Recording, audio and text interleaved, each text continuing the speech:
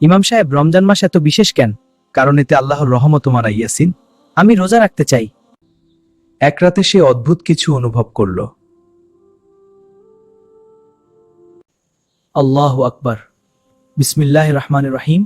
আলহামদুলিল্লাহি রাব্বিল আলামিন। চারপাশে এক রহস্যময় শান্তি ছিল। সে মসজিদের দিকে এগিয়ে গেল।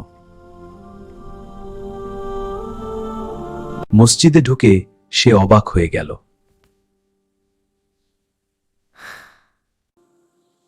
তার হৃদয় প্রশান্তিতে ভরে গেল।